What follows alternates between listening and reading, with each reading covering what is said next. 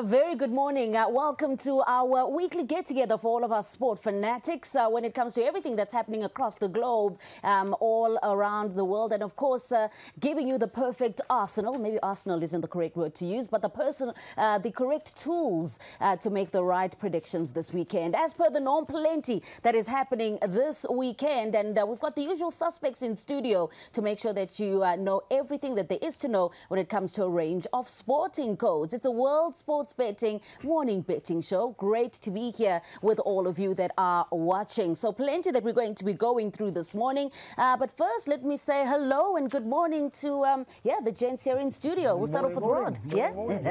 Good to be back, isn't it? It is, and isn't the it? champion's going to be going off in 15 minutes, going for its 20th win, I think, Dom, isn't it? Winks as good as a nod. Yeah, exactly. Yeah, champion horse. We're all holding thumbs for Winks, and let's hope she comes through with her 20th success. How many Group 1 she's won? Because someone in the studio here was trying to tell us had never won a Group 1. It's won plenty, hasn't She's it? won multiple Group 1s. Yeah, exactly. Group 1s, Group 2s, you name it. She's earned over 120 million rand in stakes already, so she's been phenomenal. There we Fantastic. go. All right. So some great horse racing to look forward to this morning. Gary, it's been busy as well on the poker front here in South Africa. Yeah. WPT started last night with the Golden Seat. That kicked off. So, yeah, just busy all around. Lots to punt on, lots to bet on, lots to watch, right? I mean, it's everything's back in full swing again, you know. Once the Premier League's on TV, I hate that international crap. You know, just loses all momentum and everything. But we've been back on TV for a week and fully into it. So, yeah, another good day of punting. Excellent stuff. All right. And Terry as well. It's been a busy week. Well, it's a big week. Funny enough, I was watching the game last night, Bournemouth and Brighton. I thought there's been games every day. Monday, Tuesday, right the way through the week. There's been Football Champions League, Europa League, and then, of course, started off the league programme this week with Bournemouth getting a win over Brighton. From behind. Good from behind as well, from 1-0 down. And obviously, from Bournemouth's point of view, the first points of the season. So well done to them. That's right. Plenty of fixtures to look forward to this weekend. We're going to break it all down for you. But as Gary rightfully said, the spotlight definitely falling on what's been happening at Emperor's Palace. Yeah, no, it's all good there. But I think that, let's see. You know, my mate Ahmed won a seat last night again, so he's got his high roller and main event. He was up at 4 o'clock this morning making noises. So... What, out of his mouth? Yeah, I mean, it's unbelievable. He phoned me at 4 o'clock thinking that I wanted to talk about poker at 4 in the morning, you know? But there we go. Yeah, building up to the big one. Yeah, there you go. And already, look at that. I mean, the crazy thing about the world is that we're already looking at things in 2018, huh? Wow. Unbelievable. The WPT Emperor's Palace Poker Classic, remember, from the 13th of October till the 21st. That is the big one this year. That's it. And then we've got the KZN Poker Series as well, that going down, of course, in November, and the Graceland Poker Series in February 2018. Yep. All right, and what else is happening? As we said, some great horse racing to look forward to this morning, Don. Yes, we tip in from Shorten today. Yeah. Unfortunately, there were no races in Australia in our time segment. Yeah. But we are going to watch one race from Australia, which is Winks, as we spoke about earlier. She's going for 20 in a row, but there's obviously on the punting side, she's very short in the betting. So the guys out there would have to take a double or something to back her, or maybe a swinger with trifecta or quartet in the race, because there's very little value to have or have a bet without the favourite. Oh, something to run. Or let Alistair tip the favourite and watch it run and get unbeaten for the first time in 20. During the week. He's phoned you. He's given you one of the best bets of the year, hasn't he? One from Mauritius to tip me also 1-5 that got beaten. How many runners? There were 4 runners. 4 runners, 1-5 didn't win. No, that is a complete moron. I swear to you now. I swear. But tobacco horse at 1-5. I know you said it was even money in the short. What did he say? He phoned you and said he can't lose. Yeah. Best bet of the year. Best bet ever. Yeah. Put on whatever you've got. Come to Mauritius. Then afterwards, you'll stay in 5-star luxury at one. You know. And I mean, I actually eventually convinced me to do it. I watched the race and I nearly went to Mauritious. But you know, just to find Alistair, exactly. You know what the scary thing of this whole matter is that Gary backed it at even money and shortened it to 1-5. So you must know how much he had on. So even in Mauritius, Alistair, living the good life and definitely having an effect on what is happening out here in studio. All right, so you're hoping to wave that flag? Well, hopefully, yeah. It's the only reason I'm on the show. So let's hope it works out for me. You're really good at it as well. Yeah, so Carol, yeah, just going back to short turn, it's two races that we tip in on, race 2 and race 3 at short turn. The race 2, they're both lower division races, a class 4 and a class 5. We tip in a 4-year-old colt and a 6-year-old colt. So in the first race, or the second race in short turn, we tip in a horse called Beakley. It's the man of the moment at the moment, Frank Poon riding it. Yep. He's doing exceptionally well there, and all the predictors and the selectors, they're all pointing to this horse, and I think it's at a decent price. In the race 5, in race 3, we tip in a horse called Diamond Fields with Joel Moreira. He's one of the best jockeys in the world. Oh, wow. Yeah. Absolutely. You know, his net value is 4.2 billion rand. Wow. 4.2 billion. Wow. Jockey? Joel Moreira, yeah. Really? He's the richest jockey in the world. What nationality is he again? I think he's what's it? No. I'm not sure. He's somewhere in South America for sure. He is, I watched him on. He might have even ridden that horse California Chrome or whatever. I think maybe. I remember watching him a lot of times. But what I find interesting there is there's a 4-year-old and a 6-year-old, and they're both colts. Neither of them been gelded. They don't geld much in Hong Kong, eh? I don't think geld anything. It doesn't look like it. Unbelievable. Eh? I mean, you never had a 3-year-old that wasn't gelded if it was. Yeah, you know what? Male, right? 9 out of 10 horses that you see in the July or anywhere else is gelded. You know, they don't get some horses just don't get to their full potential if they're not gelded, and unfortunately that's the way it has to be. But there's a few prospects, colts that are coming up in the future here in South Africa that are looking like stallions. Okay. 2 of them ran in the July. The one's gone overseas now. That horse of Brett Crawford's is still a colt, the good one that fought in the July. Baron. That's one of them. That was a Met, the one in the July. Yes. Eric de Nantes. Yeah. And I mean, and I took that other one. I got the one of from Ulster. William Longsword. Captain L. Yeah, he's become. Is that named after that's you? also been what's that? Is that horse named after you? yeah. William Smallsword. That's his half brother. Just quickly, Dom, what about that the new travel thing? They think they might have cracked that. Yeah, horses going straight. Yeah, it's a quarantine stations that hopefully will be opened up now. We can travel with horses from one part of the country, from one part of the world to the other part of the country, going into quarantine for a couple of months. Every 3 month stopovers, Yeah, that'll be a big breakthrough for South African racing. You've got no idea the impact it'll have. They've got a new testing, haven't they? They test it and you can get it back within an hour if you've got any problems. Yeah, but they've been trying to get this for a long time done for the last couple of years, and hopefully they've got it done now, and it will be a big breakthrough for South African racing. They can get it back in an hour. Apparently, the result. My test from the doctor last week took a week. Because they kept getting tests. Exactly. Then they just take a little bit. Yours they took an armful. That's right. I mean, our breeding industry needs us desperately, right? I mean, if you look at the sales prices recently, it's been horrible, and we need to be able. We've got too many horses here. I've always said that. I've said that for a long time. But if we could get them into China, Korea, wherever else, besides the better horses going to Europe, that would be great. I had a foal, well, not me. My mare had a foal this week. Oh, is she? Really? Captain L filly. Oh, really? Captain L filly? Out of Thackeray? Out of Thackeray. Well, that's it, you know what I mean? Everything's for sale. 082. But I believe you got offered a lot for that. Got offered, and when she was in foal as well, you know what I'm saying? Yep. And while I'm looking to sell things, can I just say one thing, you know? I saw a guy at the Table Bay on Monday. So he said he watches the show. Yeah. And he's completely out from following our tips. You know what I'm saying? No. Hold on, he's staying at the Table Bay. How out can he be? Can he be out? You know? But he did say it's his favourite show. We did suggest they take the 20 to 1 about the draw. Exactly. That's what I said to him. If he followed you, took the draw. Took the draw at 20 to 1. But he did say if we mention his name, he's going to give us all as many golf shirts as we want. You know what I'm saying? Oh, really? What's his name? Yeah? What's his name? I was going to say. It's Gary Trieger, but we're not allowed. But he also said if I said him and his wife were the best looking couple in the Table Bay, would get free pence as well, and they were by a mile. Oh, there we go. Table Bay. Yes, just mentioned. What's his name again? Gary Trieger. Gary Trieger. I know that name. Yeah. But the guys can't complain, right? No, double last week, 4-1. Well done, Dom. We've tipped 7 in a row. What? Yeah, you always spot on, Dom. Yeah. Another 5, you'll be in the Guinness Book of Records with me, Dom. When was the last time you two doing it? Last week. Did you? Come up, mate. 6 to 1, straight in. Whoosh. So give us your tips again for today. Today we're going in race 2. Yep. We're going to go with Beakley, and in race 3 in short turn, Diamond. What's the distance, Dom? Distance? Distance is 1,000 and 1,600, 1,650. And what's the double come to, Dom? About?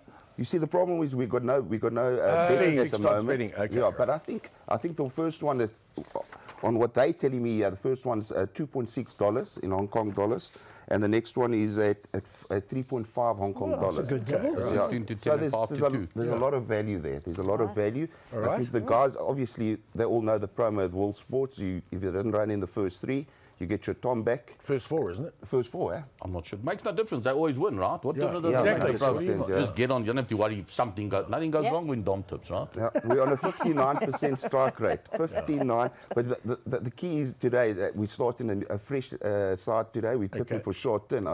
Sure. Next week we'll be back to Australia, but let's see how we go in short term. 59%. What would Alistair be at? 2.5. 2.5%. Yeah, get 2.5 because the one he tipped was scratched. So he gets back half his money, you know what I'm saying? Yeah. 2.5%. All right, another major focus this weekend, early hours of the morning for us out here, is of course boxing. I think definitely one of the biggest clashes. Two of my favorite boxers. Which way do you see it turning out? Saul Alvarez and Gennady Golovkin. We've already made our picnic for the morning. It's already made and sitting by the side of the TV. We were up early. Sean and I are big boxing fans. But interesting, isn't it? Triple G never beaten. I know. And the redhead, Alvarez, I mean, yeah. he's just going to try and knock him out, isn't it? It looks like that way. So Alvarez has ducked him for a while, eh? Yeah, younger, but fantastic record as well for Canelo. I think Triple G's punching power is going to be a little bit too much for Canelo. I'll be honest with you. Bob Urim yesterday told me that he thought Triple G was the best bet he's seen for a long time. Really? No, he went as far as saying he thinks he's going to absolutely destroy him. It's my value, my Hail Mary includes this fight, but I mean, it's just great. I just think what Supersport do, you know, where they dedicate channels and time to these huge fights and everything. I think it's the fantastic. weigh-in, the build-up to these fights as well. What we see on TV here, we are the most blessed sporting nation in the world for what we see. Well, on Tuesday, just going very quickly, we were talking about across the channels, we had eight championship games, you know, Champion League games on 8 dedicated channels. Yeah, brilliant. Incredible. No, it's absolutely brilliant. It's unbelievable. All right. So you're hoping to get a few shifts, Terry? Well, maybe. So you think it's going to be a KO for Triple G? Yes, I think so. I think that, you know, Alvarez is going to go there. I agree with Rod that he's going to go and have a go, and I think he'll leave himself open. And if he gets hit even early, I think that Triple G can put him away. I'm hoping so. Is the ginger guy Mexican? Is he? What is he? Mexican. He's Mexican. Yeah, he's Mexican. Yeah, that's rare. He comes from a huge family. Yep. 8 or 9 of them, and they all got similar body fare, you know. Really? Carol, what I want to do also is with my double, the racing double, I wanted a three-way, a treble, all to go Triple G. Because yesterday in the studio, the guys were watching all Triple G's fights. And the guy he's so talented. I think he's going to knock the guy. I think it's going to be a KO. You must have been there at the weekend. Yes, Kevin. Can that be? Are they charging those judges? What's happened? Was that a home? I was there at the fight. I know you were a home result. That was. In fact, what about the American? Gave him 1 boy 6 rounds. The other geezer. No, I don't know where you came with that, but 117 to 111. Kevin's coming to the studio. I know. Kevin's coming to the studio. Good lad, he did well. Yes, I think he's out. He'll be in about 5 minutes. Exactly. Just tell him to come introduce him to come speak to Terry. I thought he won a unanimous decision. Did you? All right. I hope he's coming to the studio. I thought he won every round. All right, he's got a left on him, eh? Yeah. Yeah, I also got a left. I left some money with the bookmaker. Thank you, Alistair. All right, so some of the predictions are already very early, but of course a lot of the excitement centering around the horse racing. How about we get into our first race for today? And of course, all eyes on what's going to happen, particularly having heard what Dom's predictions are. Here we go.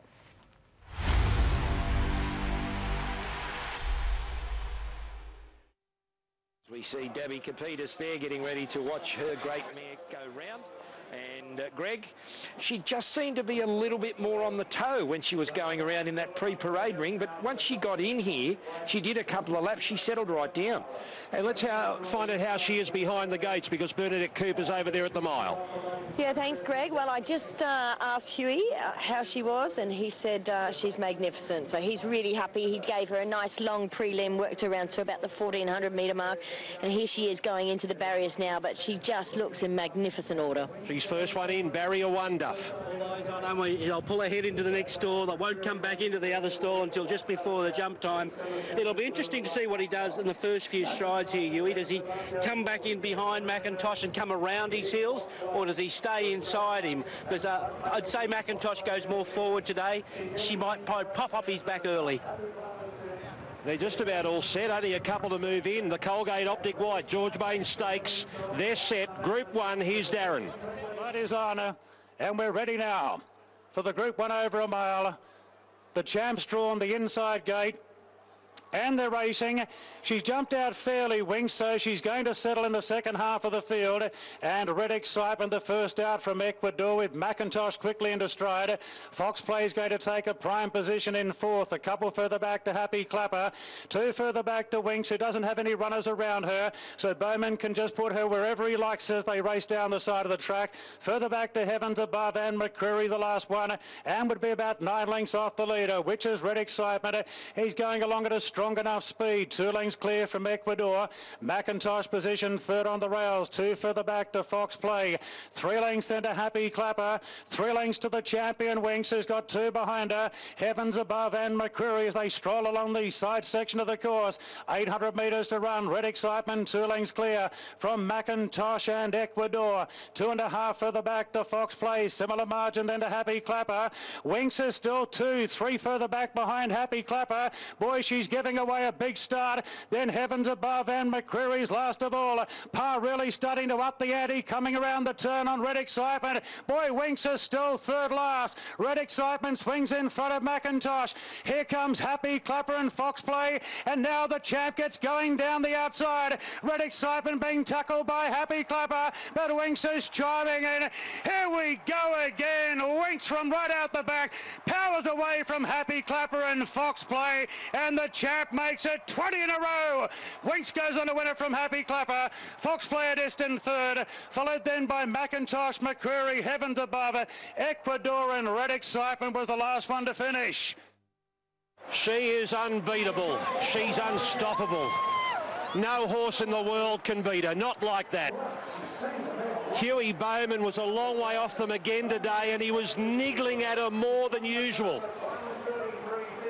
But she cruises up, and again, if you tuned in at the 100, you'd just be saying, how easy was that? Well, it didn't look easy again, Duff. It wasn't. It's not like her. At the 1,000, he was niggling.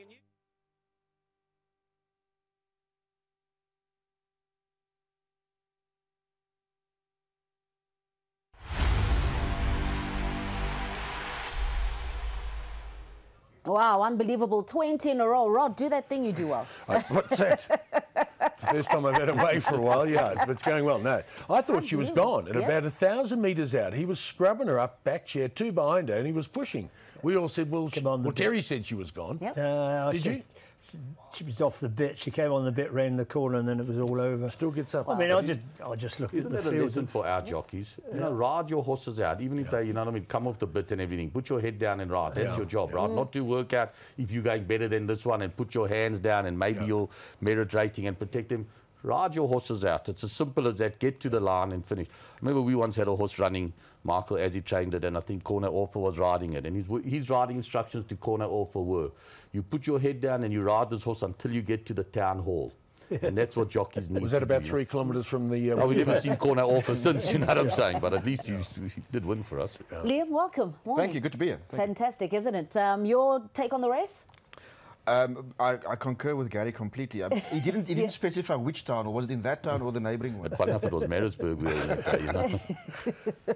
Rod, you haven't told us about your sister. Yeah, shame. She just arrived on Tuesday. She's been out a few times. She lives in France and then lives in Australia. She rotates between, and she decided to pop out for a month to irritate us for a month. Yeah, she's been out a few times and she hasn't been well. I don't know if we got a picture. I did bring in a picture. We do, actually. Shame, you know. She's... She looks like you, Rod. And she's got the same car as you. Skateboards are quite cheap in France. She's only 18 months older than me, too. Shame. So What a tweet there, isn't it? I think maybe in France too much wine and maybe a bit of cheese, but shame anyway. I'm taking her out to the races today, so if you do see her, you know, give her a push on the board. We'll try and get her into the lift. But anyway, she's out for a a month, so having a good time, yeah. Oh, she does drink a fantastic. little bit Welcome. too much as well, but I think that's living in France. All the I was wine. going to say, yeah, Yeah. she's got all the best options. The I best. imagine. It's not hereditary. No, I was going to say, is it the family? Yeah, no? No, Is that a new blend? I'm in good nick. No, yeah. he's under doctor's orders, mate. You're gone. I am. You're gone, mate. I've got to prick it every morning. Pardon? I've We got know it. that. What about your finger? And the blood test, and I got up to 17. Yeah, so 17? I know. What, you should be 6. Yeah, but I got it down in a week down to 9. Well done. It's not great when your sugar's higher than your top score in Test cricket. Yes, Am I right? Rod? Well above. Listen, you're talking about blood. We got a bloke here, and you probably know who it is. He got up to 29. That's coma stuff, isn't it? You shouldn't be alive at 29. No. Yeah. Wow. 29 not out. Not bad. Well, he was almost out. Yeah, But anyway, so looking What was after that? myself So you're now. diabetic now? I'm diabetic, shingles, mild form of leprosy, and blood pressure was all right. So, Oh, was it? And you what's called it? shingles? No, Oh, that thing. I haven't seen it for a while. What? no. What's called it? That was all right. You said. What? Oh, he's Rugby. prostate. Let's talk rugby. Let's talk rugby. Looking down there. Prostrate, matey. Yes. That was good. Yeah. Good. Happy with that. Liam, you're in. like- Big one coming up a couple of hours' time, of course, the All Blacks and the Springboks. And it's a big one for both teams. If you look at South Africa's path to restoration brought this season, this is the big test because they've come through the first 5 against Argentina and France. Some people would have asked some questions about, the opposition in those games. Yep. They had the draw last week against the Wallabies, and they probably felt that they were disappointed after that result because I thought in the second half in particular, when they came back from 20-10 down, that they could have gone on to win that game. They had chances. But this is the real test. Playing New Zealand in New Zealand, it's the ultimate test in rugby. And of course for the All Blacks as well, they've been a little unconvincing this There's a season. few questions about them, Yeah. aren't there?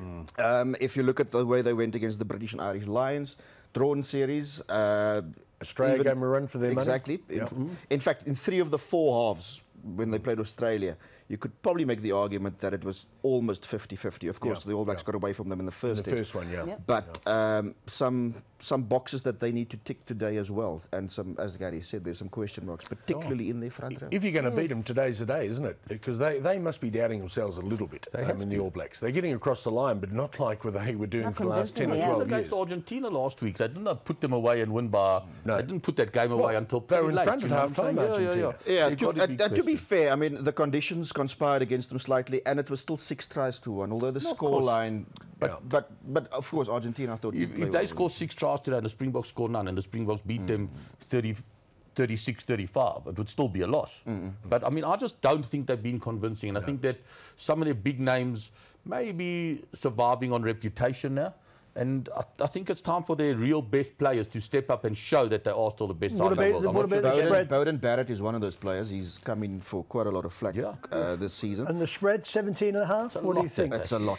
That's a lot. It looked a lot to me, yeah. The way I think the All Blacks might struggle in the scrum because they've got some injuries in that department. And the Boks have done okay. I mean, they've lost Connie Oosthuizen, but the beast is still there. Malcolm Mark is a very good scrummager. I think the Boks can apply pressure there. And also the Springbok defence, the way they tactically go about it, because they've been employing a rush defence, which the All Blacks haven't liked. I mean, Brendan Fent is a mastermind, am I right? Yeah, pretty much. You know, I just want to clear something up in my mind. I'm not sure. Connie Oosthuizen went off on Saturday, right? He came back on and played for 10 minutes with a broken arm. I mean, how tough are these guys? he looked a lot better too when he came back. I broke my finger once. I took 6 weeks off school. Well, exactly. You know, he played a test match with a broken arm. I just think that these oaks are absolute machines. Well, here's the question I want to ask you guys. 6 weeks ago, we were saying Australia could not win a game. So far, we've been right. Yeah, fair comment. But if South Africa think they are where they are and they can only draw with Australia, and we were all bagging Australia, saying, how would you like to be Michael Cheika with that side? They've got no youngsters coming through. The side looks pretty average. Is that a fair comment? Well, let's put it this way.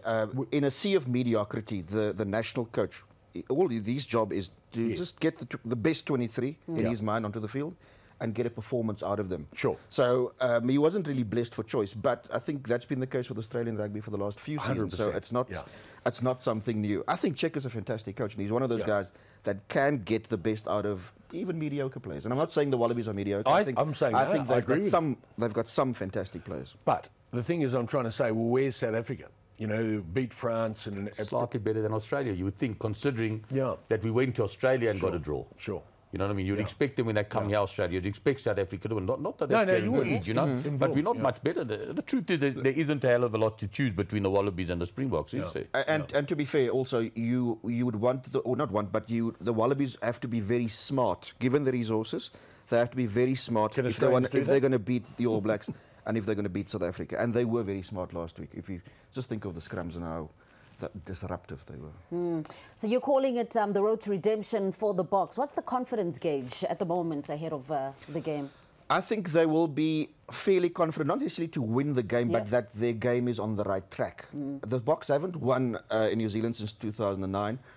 They've won only one test overall against the All Blacks in the last 10. So in terms of confidence of beating the All Blacks, probably not that high, but they would want to come out of this game having put up a proper performance and perhaps even ambush the All Blacks when they come and play here. So they can't drop their bundle like they did in the last game they played. Are they a good travelling side, though? Should punters be looking at that? Well, if you look at them over the last year, obviously they haven't. They've only got the one away win in Salta, you know, since Alistair could see it. Salta, where's that? Who'd they Salta. Play? In Salta. In Argentina. Argentina. If you look, is that near Cape Verde?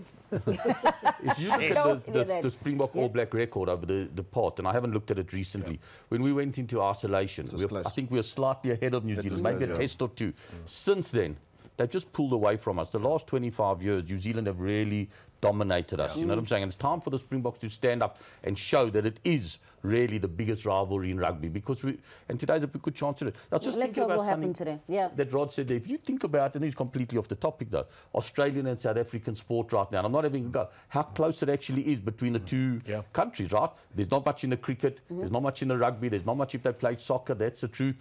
Golf, we got some great golfers, they got some great golfers. Athletics, we've caught up with them. Yeah, you've actually gone and yet so similar, you know? And yet we can still be wasteful in terms of how we set about organising our sport, whereas the Wallabies or Australians have to be very clever and the way they deploy their talking about the Wallabies, just a quick one. Because you only got 40 rugby players. Yeah, it's a much smaller population, right, if you've not figured that one out yet. All right, it's a quick one. Wallabies and the Pumas.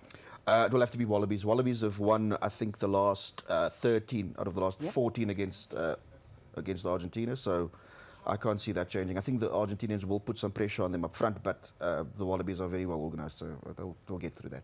All right, Rugby Championship action later on today. Looking forward to that, and fingers crossed, obviously, for us, for the Boks. And let's see what's going to happen between Australia and Argentina a little bit later on. Back to horse racing and our second race of the day. If you remember what it is that Dom has punted his predictions, let's see how this one turns out.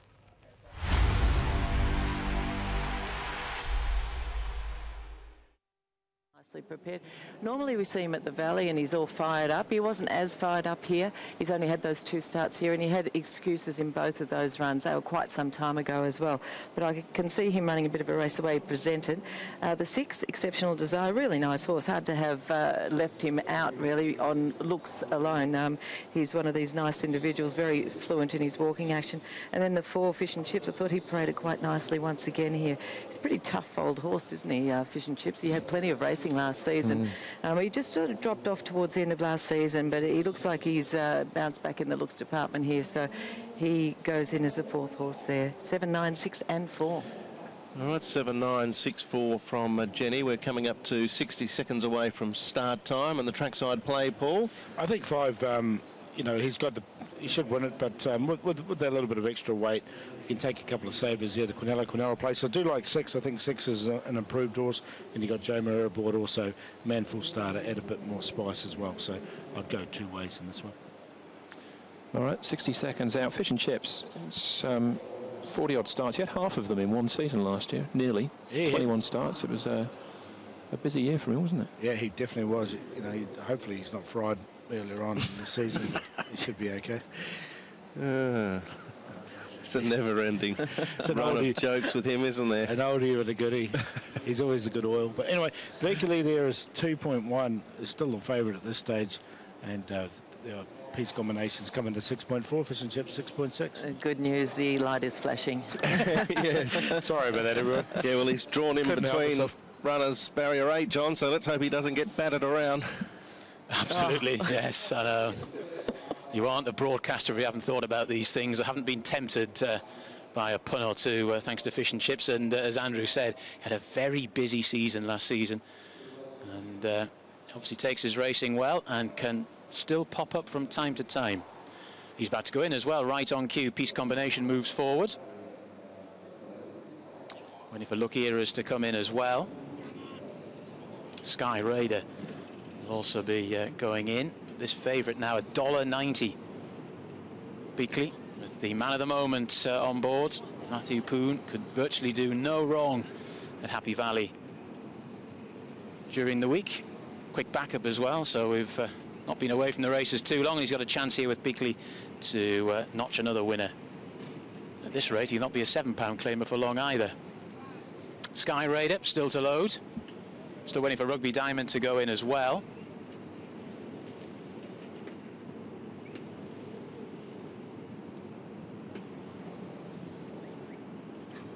Rugby Diamond often shows good pace in his race, especially at Happy Valley.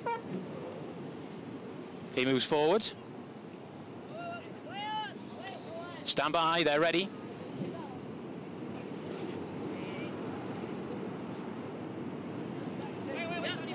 Sky Raider still being attended to ever so slightly. Gates back and away they go. They're racing down the straight 1,000. Beakley got away very well and leads in the early stages. Fish and Chips also wants to go forward, as indeed does Rugby Diamond. Exceptional Desire is also prominent. London Master towards the rail. Manful Star is right on the rail. Piece Combination is towards the centre of the track along with Lucky Eras and London Master. And right at the rear of the field is Sky Raider, who's being hustled and bustled along as they make their way down towards the halfway point in the contest. It's Rugby Diamond that leads. So Exceptional Desire on the outside in second. Beakley in between the pair, followed then by Piece Combination, who gets a little bit closer. Then up the inside, Jungle King, Fish and Chips in mid-division. Then after that, look here is trying to get involved along with London Master, Manful Star, and Sky Raiders tailed off. Down towards the final 300 metres they come, and it's Exceptional Desire who hits the front as Beakley folds up rather tamely. Rugby Diamond is staying on. London Master, the far side, getting into this as well as they race up towards the winning line. Just 100 metres left to go, and it's London Master who's getting on top here from Exceptional Desire and Manful Star. London Master beats Exceptional Desire, Manful Star, then Piece Combination, followed by Lucky Eras, Jungle King, who faded, then Fish and Chips, Beakley, who's disappointing, Rugby Diamond and Sky Raider. There you go, London Master has won that. He had won a race over 1,000 metres, but I think I'm right in saying it was his first race, certainly very early on in his career, and he hadn't done quite so well down this track of late, but he stayed on well there. Exceptional Desire has finished in second, Manful Star in third. Piece Combination stayed on okay, but the disappointment of the race was Beakley, who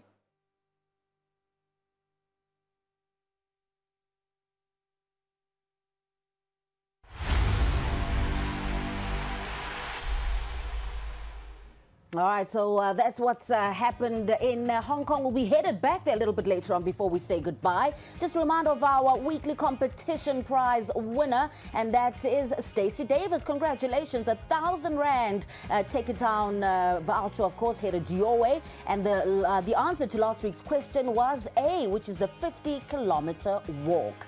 To this week's question, what is Orlando Pirates' home stadium? Is it option A, Eden Garden, B, Orlando Stadium, or C, Old Trafford? There you go. That's a really tough one. You SMS your answer to 44472 and stand in line to be our prize winner. Teddy thinks he's got this one. Yeah, no, not that. I mean, it just dawned on me I've played on all 3 grounds. Really? I tell. I played in Eden Gardens in India. Yeah, the cricket ground. Yeah, the cricket ground. Oh, really? Yeah, I flew me out there for an international to play the Indian side. And you played at Orlando Stadium or you coached there? Both. Coach there. Ah. No, I played there. Of course I did, with the Bobby Charlton 11. 80,000 inside, 80,000 outside. In a 50,000 stadium. It wasn't even that, I don't think, in the old days, was it, Mark? No, I'm not sure. sure. It would have been 820-something, yeah. Listen, I just want to say something about Techie Town. You guys were having a go at me, how dirty You my went and got shoes them were. clean. Anybody got them clean? What I went, have a look at them now. They used to be with all the red wine. Well, my sister's still Most got red wine on it. Yeah. Clean as a whistle now. What I did, I went up to Techie Town. They've got a product up there for your suede shoes. Sprayed it on, rubbed it, and look at that. Fantastic. And he gave it back. But just look at this again, right? I want to hide my shoes, mate. No, but hold on. I want him to show you. issues, because I've always said this, right? Yeah. I'm not having a go, because obviously I've suffered from the same thing. But I've always said fat people can't tie their laces in the middle of their shoes. Look where Mark's laces are, in the middle, right? Yeah. Look where Rod's are. No, show your left. I'm dyslexic. You can only get there. You can't get there, right? It's the shingles. You can't get down there. But I must say, you're still all right, because I know someone that I used to play for. I used to get someone else to fasten his shoes. I won't mention the name. The first club I played for. Mention the name, please. John McCosmos. Oh, really? The owner of the team, yeah. That's the owner. Yeah. Why, couldn't reach? No, he couldn't. Couldn't get there. But fantastic touch on the soccer ball. Fantastic footballer. Well, perfect timing to have our sporting legend here in studio that's joining us this weekend. And that's none other than, of course, the legendary Mark Fish. Very well travelled. And I think you also got an opportunity to play at one of those particular stadiums. Mark, welcome. Thank you very much, Carol. Certainly not a legend. Certainly not the three gentlemen around me are certainly more legendary than I am. Own it. But I did play at Orlando Stadium, but actually not as Orlando Pirates, though, because we used to play in Tembisa then. I actually played as Arcadia Shepherds. We played in the old NPSL. I played at Orlando You'd have played Stadium. at Old Trafford as well. I scored at Old Trafford. We lost. It wasn't really irrelevant. It didn't really matter. But I scored at Old Trafford. Don't know what I was doing as a defender in the six-shot area. Charlton, exactly. Header from a corner? No, toe poke in the six-shot area. I couldn't really miss. The team that Mark played for in England, Charlton Athletic, had more association with South African players than any other English club. It was full. You probably won't remember. I can go back and remember so many South African players playing for Charlton Athletic. I don't know what the connection was. Well, name some. Well, okay. Durant played for them. I think Eddie Fermani. Yeah. And then, Roy Matthews, South Africa. Roy Matthews, South Africa. Let's ask Mark the question, because you're just repeating as if go in here. And I thought John Huey, I think, played there. Who was the other? Sean Bartlett and myself. Sean Bartlett. Loads of them. Loads of them. Told you. Terry's on top of things this morning, right? You're not going to catch him out. Let's talk Premier League fixtures. Plenty that is happening today. First of all, Roy Hodgson, so Crystal Palace.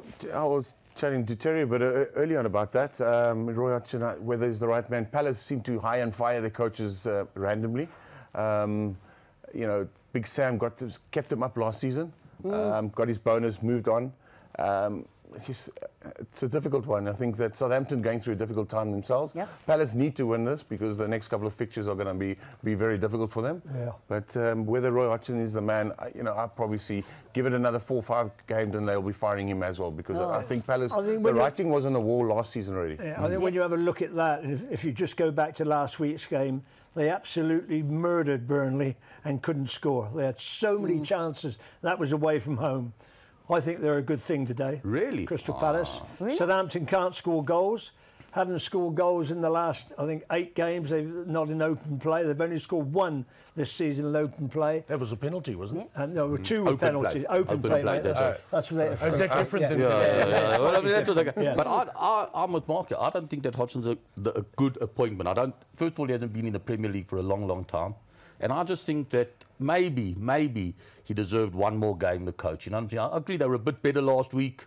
I would have given him one more chance. I don't think. I thought last week they were far superior to a Burnley side. I don't think who've got 7 points themselves. But who's going to score today, Terry? But I just fancy them today.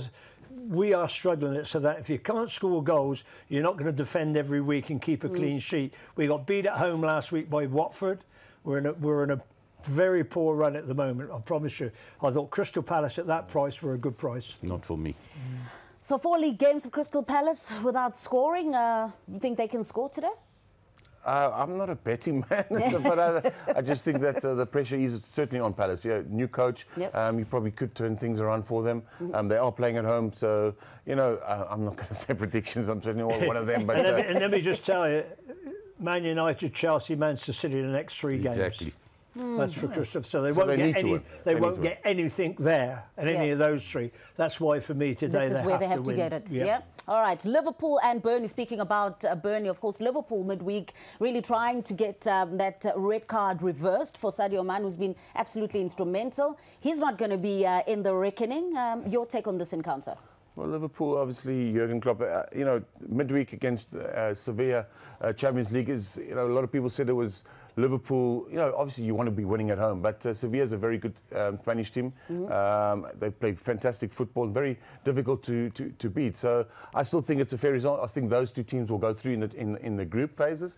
But you expect Liverpool. You know, Liverpool need to be beating Burnley at home if they want to compete and want to win titles. So you got to go with Liverpool. Got to go with Liverpool. Yeah. I mean, if he scores the penalty against Sevilla, they win 3-1 anyhow. You know, I thought they were far better than Sevilla. But the fact is that they're playing a Burnley side without Mane, but they bring, you know, they've got Oxlade-Chamberlain to bring in now. He can play in wide positions. You've got Sturridge he can bring in. He's got so many alternatives in their lineup. I don't fancy Burnley. I don't think at Anfield they'll have any chance. I expect Liverpool to win that. All right, and another factor coming into the weekend's fixtures as well is that if you look at the teams that have been invested in European competitions at the week, they haven't had enough time. Some of them have had like little to none time to get ready for the Premiership fixtures. I mean, is that going to be a factor? If you play on Tuesday, you play Saturday. If you play on Wednesday, you play Sunday. So they get the same break. They just play slightly differently. But here, Huddersfield got beat. I know they did in the last game. But what I was against West Ham, that was, by the way, Carol. So your team got 3 points. But what I was impressed with was their work rate. I thought they worked their socks off. And you know, against the Leicester side, Huddersfield aren't one of my favourite, I've got to be honest. I think they'll be down amongst it when it comes to the end of the season. Leicester, you know, they need to get back on winning track. But I'm not getting involved in that game. You? No, me neither. I think you know, they've obviously the start of the season has been good enough for them. But I have to agree with Terry. I think they're going to be one of those teams that come the midway of the season, they're going to start struggling, looking for points. But long may it continue. If you're working hard and you're getting behind each other, it can take you a long way. Leicester team that needs to turn things around, but it's a difficult one to call. I'd like to think Huddersfield will get the points at home. I think that they need those sort of results. And Leicester is a mid you know, besides 2 years ago when they went on and surprisingly won the league, they are a mid-table team, and that's where they belong. And I think this is an opportunity for Huddersfield to try and get 3 points at home. Yeah, 5 games now, going to the 5th game of the season. Is there anything like early days? I mean, if you look at a fixture like this one, Newcastle United and Stoke City, how would you call this one, Terry? Well, I'm definitely get Stoke going to get something. I mean, tremendous result against Man United last week. You know, they're probably a side that I'm looking to make improvement this year. Stoke, I like what I saw against Man United. Never easy to go there, particularly the form that Man United were in. So for them to go and get a result there, I certainly think they're capable of going to Newcastle. Again, one of my sides that are going to struggle this season. Although they got that result against Swansea, who I don't fancy anyhow, that didn't surprise me.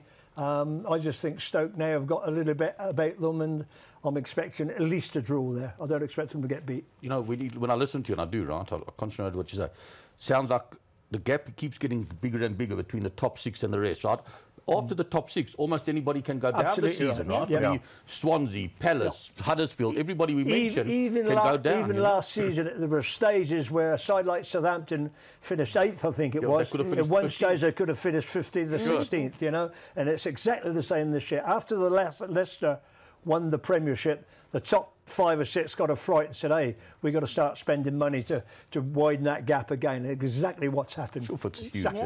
So there's nothing between the rest of them. You're absolutely right. Like, anyone can beat anybody. I'll tell you what, I'll give you another thing.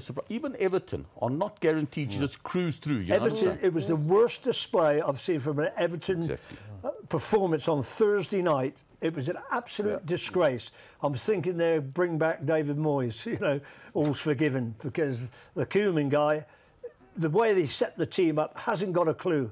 I mean, that was one of the poorest performances, and they go to Man United this weekend. No, I must say, I must agree with you on that, Terry. It was a shocking performance away to Atlanta, and you know, 3-0 down at half-time. They never looked like were ever going to get anything after having spent what 130 million on players. Spent a lot of money. Yeah, a little bit deceiving at the moment. They won the first league I must admit, I was quite surprised by Atlanta because, you know, but they finished 4th last year in the Serie, so, you know, they must have had a good season. That Atlanta Stadium is a small stadium, so it's compact, and it's, the fans are passionate. When Italian fans get behind you, get behind the team, it's a very difficult place to go play. So, obviously, on the field, they were certainly overruled by the It was a disappointing performance from Everton. Yeah, they are. Rod, so you'll be feeling very confident about that one, Man United Everton. Well, I was confident last week with United, and a 2-2 draw, wasn't it? Yeah, that was at home too, wasn't it? Certainly was, matey. Yeah, that was disappointing, wasn't it? That was 3 points for the picking. So I must agree with Terry. I mean, Stoke obviously, you know, must have their tails up now with the result, getting a point there. Yeah. Anyway, United, they should win this one. Should beat Everton. Yep. I'd be surprised if they didn't, most certainly. And, you know, they had a good result themselves during the week. So, yeah, Everton. Terry, you don't think with Pogba being injured, it plays a big factor? Obviously that makes an effect, but he has got a fair selection, you know. I mean, you're just hoping it's going to be for a couple of games, don't you? So that, you know, you can always fit in for a couple of days. If it was to be 6 or 7 games, then that might affect him in the longer run. But they've got some, you know, he's got a strong there this year. And Rooney playing today, obviously. Yeah, that's brilliant. Back. He's got Lukaku. And Don't forget Lukaku. Lukaku going to play against Everton, and that's what they miss. I said last week, you're not going to take 27 goals away from an Everton side, and you're going to replace him overnight. That's for sure. And it looks like that's with Everton. But great for Rooney. I'm sure he's going to get a fabulous reception, and quite rightly so.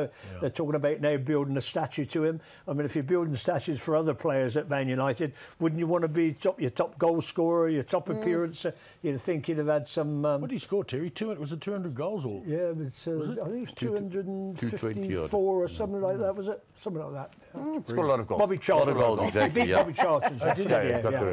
Yeah, all right. So that's... Looking forward to that. Oh, it's going to be a big game, big game. But before that, later on today as well, an opportunity for either... This is interesting, because either Watford or Man City to go top. Two unbeaten teams. Yeah. Watford surprisingly unbeaten, but I think it's Man City, you know, once again, as I said with Liverpool, Man City, if they want to win the title, they need to be going to places like Watford and getting results. They certainly, as we all know, spent a lot of money and pressure on the manager to make sure that he performed this season. A fantastic result midweek in the Champions League. You'd like to think that they would continue to get the results. I personally think that Man City will go there and get the result. I've not got a question mark. It's just that Watford have improved. The guy Silva who've come in, the new manager, has really got them organised. And as I said, went away to won at Southampton last week 2-0, so they're being a high.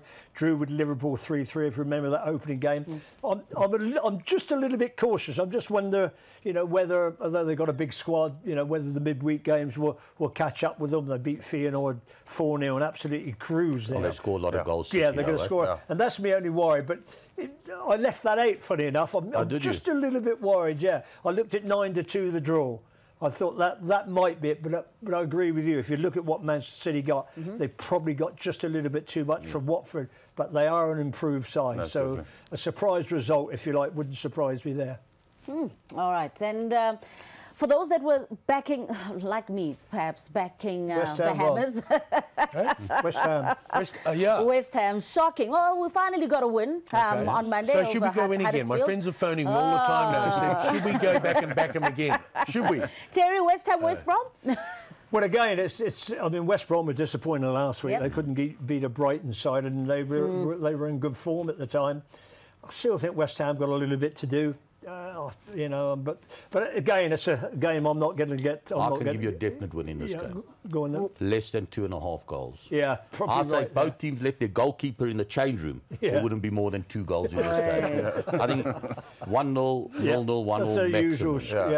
You know, the only thing I suppose you could say for West Ham, the big boy Andy Carroll was up front, and my goodness, didn't he make a difference to them? They changed a bit of pattern of play. They played it long into him. You know, he's not going to win every ball, but he wins a fair amount of balls and brings other players into the game. I mean, they have got that advantage. Although West Brom, if there's one strength they have got, is when the ball's in the air, they can win their own fair share. So, but it's a game I'm staying away from. I can't make up my mind there. The Hammers' defence, though. I mean, 10 goals that they've conceded in 3 away matches. That No, it's not a a lot of difficult. confidence. Well, I think I have to agree with Terry there. Once again, I think it's just a game. I think there's going to be a draw, a score draw. Yeah.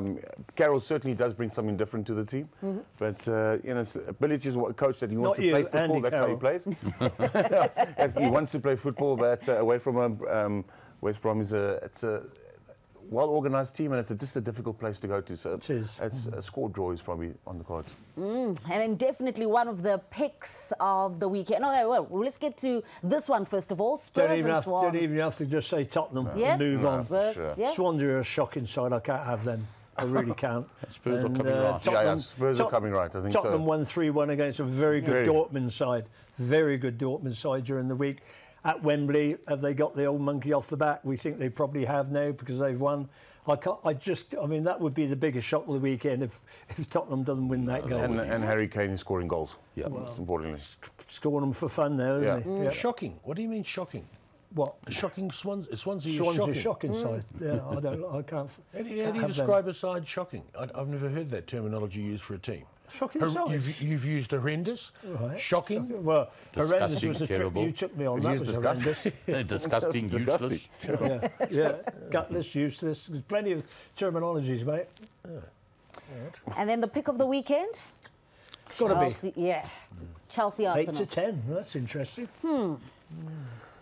Well, it's. I mean, Arsenal certainly over the years have not had too much luck at Stamford Bridge. Conte, after the first game of the season when they lost to Burnley, I wouldn't say seemingly turned things around, but he was certainly not a manager that was given too much money to spend. Bought rightfully so. Morata's come in and scoring goals. But Arsenal, you know, I am a long-suffering Arsenal fan. Oh, you too, me too. I am. So a fantastic result midweek. Yeah. Looked ugly at one stage, good to see Sanchez scoring. But no, you got to think that Conte and Chelsea is too strong. I mean, they've had a couple of results. I mean, they walked all over Bournemouth, didn't they? Again, you know, how attractive they were again against Bournemouth. I mean, got on the front foot, played. Was only going to be one winner there. Midweek, you just had a little bit of a hiccup when the goalkeeper made a bit of a mistake, and they punished him for that. But in the end, they were too good for them. But they haven't got a great track record at. I've just got maybe it's optimism and stupidity. I've got a good feeling about that. That's a typical Arsenal fan. Exactly. I read an article though from Paul Merson, right? Yeah. Oh my God. Okay. Yeah. Was it about drinking? No. But what he did is he chose his 11 from the two squads. Yeah. All right. And he said he had to really look hard to get an Arsenal player in. He had Sanchez in there. That was all. Probably the only one, Yeah, and that was all. He said otherwise he can't find one. He said, you know, Ozil maybe, but he couldn't put him into the setup yet. One Arsenal player. And he said if you go back 20 years ago, you would have been lucky to get one Chelsea person into the combined side. Well, what was it, 4 or 5 years ago they won their 5-3, didn't they, when Van Persie scored the hat-trick? I just got a sneaky feeling something go wrong for Chelsea today. I don't know why. Yeah. No, I think it's optimism. As an Arsenal fan, we always have that optimism. If you're a supporter of, that's what you're hoping for. But realistically, and it was the big favour that happened last year when Arsenal beat them, and he changed the setup altogether, didn't he? The way they played, and they went on there. I think 13 games on the trot. Then they never lost a game. Yeah. So, for me, I love Arsenal as well. I love the way they play. I'd love to see them get something there. But it's a game to look forward to. Oh, yes. And I just think I'd go more than 2.5 goals. Yeah, there are going to be a lot of goals. Yeah. Unfortunately, most of them be scored by Chelsea, right? But you never know. All right, let's see what's going to be happening on the local front in the ABSA Premiership. Baroka Football Club and Free State Stars. Mark, Free State Stars, Luka Amal, who's come in, and not a bad performance against Mamelodi Sundowns in his first encounter. Yeah, definitely. But I mean, the PSL, you know, it's 3 games. This is going to be the 4th game. And three coaches have lost their jobs already. Unbelievable. I mean, really, you got to point fingers. Baroka, I'm really happy that Doctors moved there. I think he needed to get out away from Kaizer Chiefs. He needed to try something different. Yeah. Yes, he's in the back room. He's a technical director, if you want to call it. You'll bring something different there to the club. I see Baroka winning this. I think Baroka's a team that just stayed up last season. They're looking to go into probably the top 8 because, this, as you said, this is the PSL, and you know you do have the 3-4 big teams, and the ones outside can move into the top 8, as you saw last season, Pirates ending 11th. So I do think that they are ambitious. They've stayed up now. Now they want to build on that. And I see. Did they won the last game too? They beat Chipper. Against Chipper United, and that's Chipper, and then Chipper got rid of Dan Malacea. I mean, really, he loses one. Well, it's 2 games anyway. But Baraka, I think Baraka beating Free State Stars. I think Free State Stars is the last 3 or 4 seasons are a team that's just stayed up or one. Changed their managers. Changed the managers. I mean, Sammy had the job for 2 games. Gone. Yeah. Sammy Trayton. So this is interesting. I think the Chiefs Wits game. I mean, that's a big one. I'll be there. Wits have had a nightmare. They haven't had a win yet. They're doing Leicester, but no, don't want to say won the championship. They haven't won a game this year. Cup game. But they're the defending champions. Same manager, everything. No, it's a couple of new players that come in. Same managers certainly. Just for now. Just a strange start for the season. You know, Chiefs. Certainly, well, a difficult start for them. They turned around midweek, beating Cape Town City. Away from home. Away from home. Breaking Benny's run, which is very important because, as Terry knows, to lose a game, you need to. It gives you a little bit a different perspective towards the season. But Kaiser Chiefs, I think, is just a difficult one. You know, you had Monique Josephs last week. Giving some out. Was so emotional. Emotional, saying players leaving it in the change room, not taking it out on the field. That didn't seem to change midweek against Arrows, and Arrows were well worth the victory as well. So it's a difficult one for Gavin. I don't know if you can. I think a draw there is a good result for him to move forward. Yeah, I'll be happy with that. I mean, but Wits need to start getting something. And then look at this one as well. Platinum Stars, whom themselves have been under immense pressure. And Chipper United, Debo Khomoloi. Roger Desai again. Roger.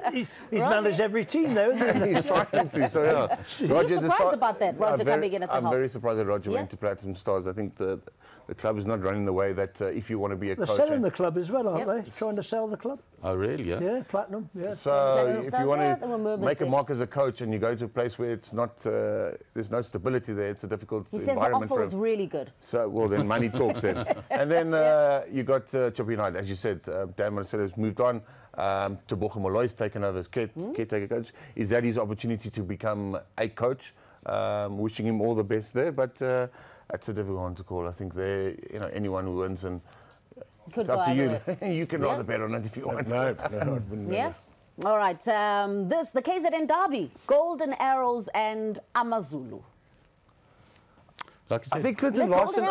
Looking at that performance against Wits, I think it's good that the owner of Golden Arrows is not there. She's at the PSL. She's focusing there. So I think it's a very good. Clinton Larson is doing wherever he's gone. He's done relatively well, and then he's been moved on. Fantastic result midweek against Wits. I think they will build on that. I think Arrows will be too strong for Amazulu. Yeah. Wasn't that Sean Bartlett's team? Didn't he bring them up? Yeah, he brought them up, then he got fired. But Arrows, I think Arrows will be too strong for Amazulu in the KZN derby. Yeah, I mean, that performance against Bidvest Wits at Moore Park was absolutely fantastic, and the goals that they scored as well. So that's going to be another big encounter in the ABSA Premiership this weekend, the KZN derby. Would it promise you another race? So we're heading back to Hong Kong for our 3rd race this morning. Enjoy, and try to remember as well how it is that Dom predicted this one.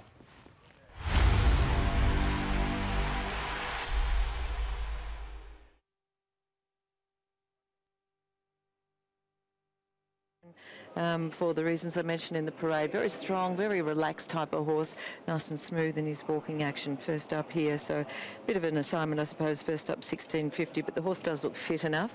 The 10 goes in Dragon Bachelor, 9-year-old. I thought he probably had every possible chance last time. I'm not sure that there's much more to give with Dragon Bachelor at this age, but he does look very well, so he makes it in. And then the 3, Jimson the Famous, also looks really fit. He's had the benefit of 1 start as well, and he didn't go too badly there. Had a decent jump out after that as well. Nicely drawn in gate 1 and gets that claim for Matthew Poon, so looks well in. 7, 8, 10 and 3. 60 seconds out then. Diamond Friends firms as favourite. Money for the 8 as well, Paul. Yeah, Equity Doctrine's come in. He went green for a split second. He's back now. Hasn't done that, but he's at 750. But all the money for Diamond Friends. He's into $4. Happy Beauty's on the drift out to 550. We've just seen a big whack on Diamond Friends there, and he's now right into 3.6. So a lot of confidence around the 7. My play was to back the 2. He is on the drift, the 2, but Jenny's best is the 7 as well. So maybe take the 2 and 7 Quinella as well, and that's currently the favourite way to go in the Quinella, the 2 and the 7. But at this stage, it looks like all the money's coming in for Frankie Law's horse, Diamond Friends, and now he's into 3.6, and that Quinella of 2 and 7 is $12. All right, Class 5 for the first all-weather race of the afternoon. The other all-weather race is race 5. It's also 1650 metres on Class 4, or for Class 4 on that occasion. So 3 and 5, the 2 races on the all-weather. The 7th is the feature, the Chinese Recreation Club Challenge Cup. The Triple Trio commences on the next race 4, a 1400-metre turf race for the Class 5 gallopers. $5.7 million is the jackpot pool for the TT this afternoon. They're moving up, race 3, John Blantz. Thanks, Brett. Yep, they're putting them in right under my nose here on the 8th floor. 1,650 metres, 10 of them. Happy Beauty safely installed. Faithful Boy comes in. Then Jimson the Famous, Double Point, Dragon Bachelor, Best Tango still to load as well. Equity Doctrine gone green now, $7.30 about him. Double Point comes forward. Best Tango with the blindfold on. And Road Assassin. As Paul said, he came here to Hong Kong with quite a lofty rating. Never shown any signs of running up to that until he got on the all-weather. And well, didn't go too badly towards the back end of last season. Amrit Saria looks like he's going to be the last. More money comes Equity Doctrine. Waiting for the flag behind the starting gate. There it is. They're ready.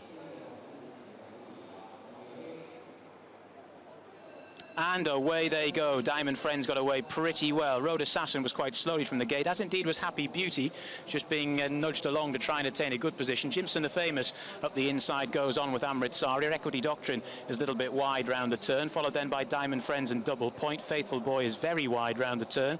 They're then followed by Dragon Bachelor, Best Tango, and Happy Beauty is right at the rear of the field at the moment. So it's Jimson the Famous who takes them round the turn and heads on down towards the final 1200. Faithful Boy, who often likes to lead as well, is just being hurried up, followed by Amrit Saria. Here comes Happy Beauty round the outside, followed by Road Assassin up the inner. Then Equity Doctrine and Diamond Friends, then Best Tango, Double Point, and Dragon Bachelor, the old boy, is at the rear of the field, making their way down towards the end of the back straight. And it's Jimson the Famous that leads. Happy Beauty now is drawn alongside, but he has spent a bit of petrol.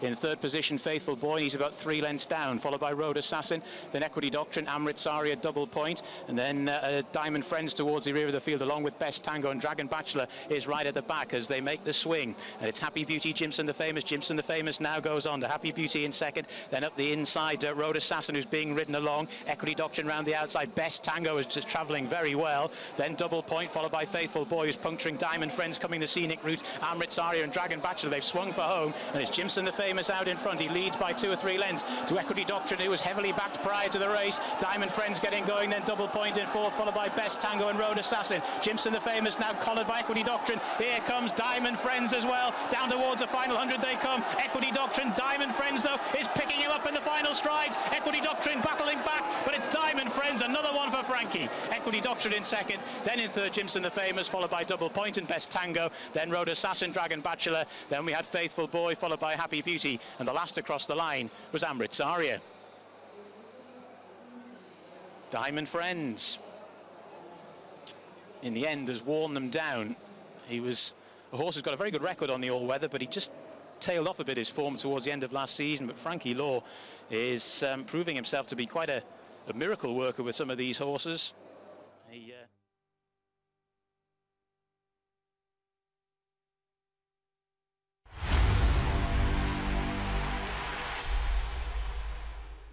Diamond Friends, you were impressed with that? I was. Terry? Good run, yeah, good ride. Gee, got up in the saddle of the post and one stage didn't look any chance. Well done, Dom. Yeah, I was going to say, $4, I think. Yeah. Dom the Bomb returns. Dom the Bomb returns. Might have to stop calling them that. Dom the Bomb could get into trouble, right, with Americans. But, no, brilliant. That horse looked like it was going to run stone last at one stage, you know. But, no, Dom is class, isn't he? You know what I'm saying? You never have a week where Dom doesn't tip a winner. You've got to give him credit, he does well. Fantastic, good for him, you know. Really has a great run. All right, so we're not going to say goodbye without talking cricket. We have to talk cricket, Roddy. Well, Terry was talking about the game that was played. I didn't watch any of that international pick-up 11 versus Pakistan. He got quite competitive last night. Was it? Yeah, they won by 60 runs. Yeah, did they? Yeah, but at one stage, you know, there was 6 down. When he hit 3 sixes on the trot, you thought, oh, you know, he got 24 off that over. I just thought, oh, maybe, you know, but it was always slightly against them, wasn't it? What about the games coming up? Two big games, isn't it? You know, West Indies, can they knock over England? There we are. There we go. You know, 6-10. You know, the shorter the game gets, it brings everyone into the game. So if you're 50 over or 20 over, it becomes a bit of a boat Gale's race. back for West Indies as well. Did they pick him in the end? Yeah, and Bravo, did they bring him in? I think they did. You're the cricket expert. Tell us all about it. No. I wonder what you were here for. Well, exactly. Right. Shingles. Wink, wink. Yeah. Doctor's advice. Yeah. No, but I think the West Indies, don't write them off. You've got to go. Well, they won it, didn't they? Eh? Won the last World Cup, didn't they? That's it. Oh, the T20. T20. They won that World Cup. So they've got a few decent players, and if they come off. So, I don't know, 6-10 looks a bit short for me for England. I don't know what you think, Gary, there. Also, I think so, you know. You know, if you back a 6-10 shot, and there's always betting in running, right, in play, you're basically saying they're going to win for sure because you don't get a chance to trade and back the other side. Whereas if you take the 13 or 14-10 of West Indies and they get off to a good start, they put England under pressure, you can always then trade 100%. A little bit. I think I agree with Rod. I'm not saying England can't win, but 6-10. And apparently rain widespread across the country, showers and rain. Well, watching the golf yesterday, and the ladies in France was wiped out in one day, and so there's a fair bit of rain. So that could be a shortened game. And if Gale's back in, you know, he's that sort of player. He's getting on a bit now, but he can take the game away. Well, that's it, isn't it? You know, absolutely. And he's coming here, isn't he, Rod? Terry, you guys. Yes, I think he's one of the teams. I'm not sure which one of the overseas players. Correct, you're 100% right. So if I was taking a bet there, I think the value, I really do, and I think Gary's hit the nail on the head. Take a bit of West Indies at 13-10. If they get off to a flyer, that's going to shorten pretty quickly. Yeah, and then you can, if you feel that England is your side, you can actually trade back, Gary, and make a few bob, isn't it? 100%, exactly. Yeah, I think good call from Gary. First ODI?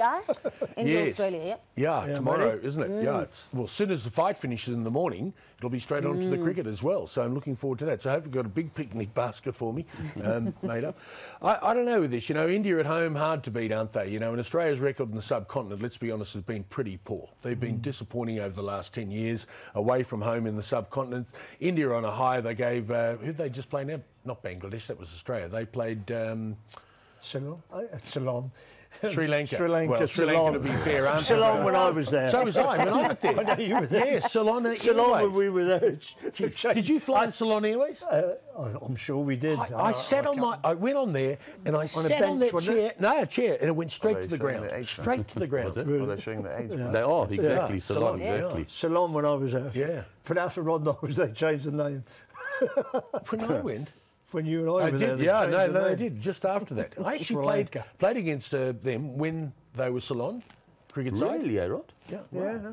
And then played against them in Sri Lanka when I made... So you played with the Silver and the Tunga, that bunch? Or all those guys, Good side. I remember Ranatunga used to come in, face the ball and then call for a run in. Those days, am I right? He was quite a big chap. Little guy, wasn't he? Yeah. No, I played against him, But in that game there, I think India would be too strong. I really do, and especially at home. And I think Australia, to be honest, when you look at their side, everyone's talking about the Ashes. I'd be back in England. I really believe. You know, I know they're playing at home, but if you want to have a long forecast bet, I think England are going to be better than Australia. I really do. Think so, but I'm with you. I don't think Australia. I just think England really good side. You know what I mean? Anderson, Broad, they've got some great cricketers. Look, it's different conditions. If it was at home, I'd say away from home where the ball doesn't swing as much, they're not as effective, and the ball bounces a lot more. Sure. I still think you're favourites. Do you? I don't know. You know, I know what you're saying, and you're 100% right because the ball doesn't do as much, and the wickets don't give as much. He's been brilliant, Anderson. Hey, did you hear Shane Warne the other day? He said that the Gabba, in Brisbane, he said it's the quickest wicket in the world. It used to be Perth. Remember, Wacker? Exactly. Yeah. He said it's turned and up in Gabba. So they always play the first test there. At the Gabba. Do you remember that one when that big bloke for England, he come in and bowled that ball that went about Harmison? Remember he bowled the first ball of the test match? That set the tone, they got a hiding. That first ball, I think, went through fifth slip or something. Do you remember? I remember that. He was erratic. Anyway. He was erratic. All right, so I'll go, if I'm taking a little double, I take a little bit of West Indies into India, and long-term bet, I'm going to go with England to beat Australia in the Ashes. There you go. All right, thank you for that. A little bit of golf. I know you're a golfer, keen golfer. I try and play golf once in a while. Sorry, I didn't have much input on the cricket there, guys. Sorry, do apologise, but I don't. I play golf. You play? I play golf. Leave it at that. Socially. Not as regular as Terry. No, certainly not. And certainly not as good as Terry. Well, not as this is the big, let's BMW look at the PJ, in the States. Mark Leishman, we've got to remember he won here, didn't he? Hey, two Australians on top. That's right. He's a good player. And Jason Day, second. Hole in one for him as well yesterday. Yeah, but I mean, he won here, and he looked a good player when he won the $1 million here, whatever they call it now.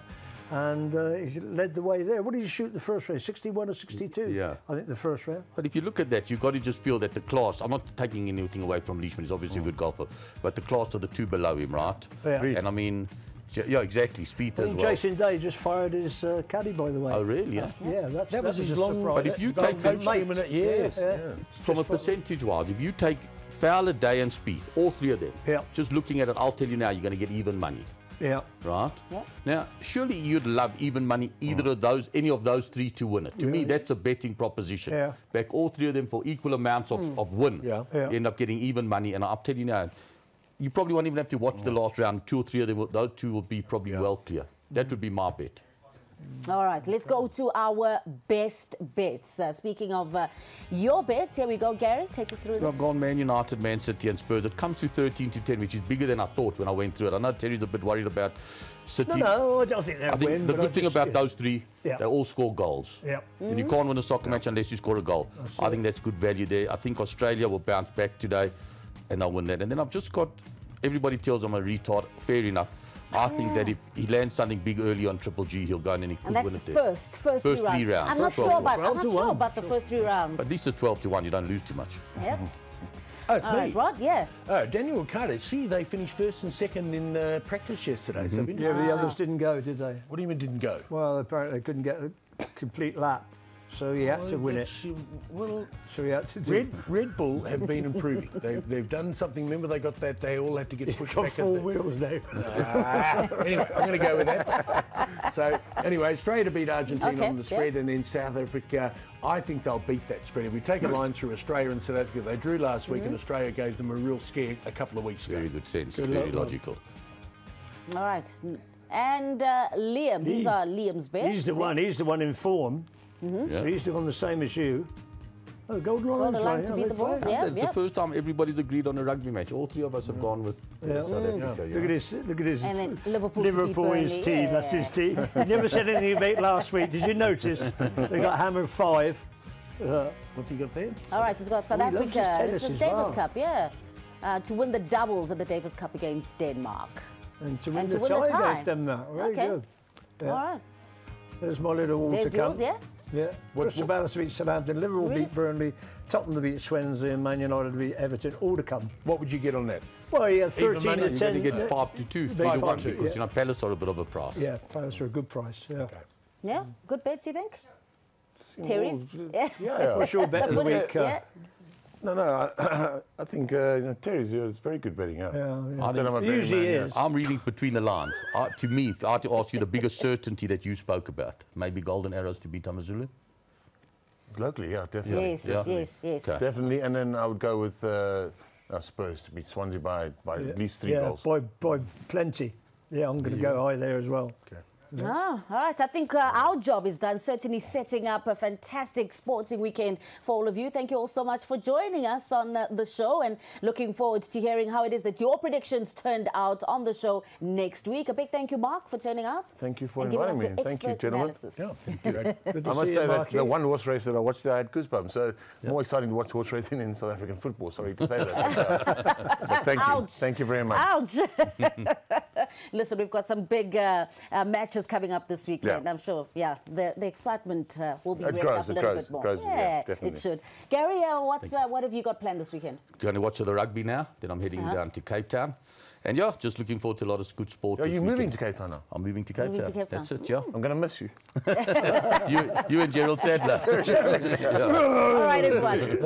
Out of time. Thank you all so much for being a part of it. Looking forward to the show next week. Goodbye.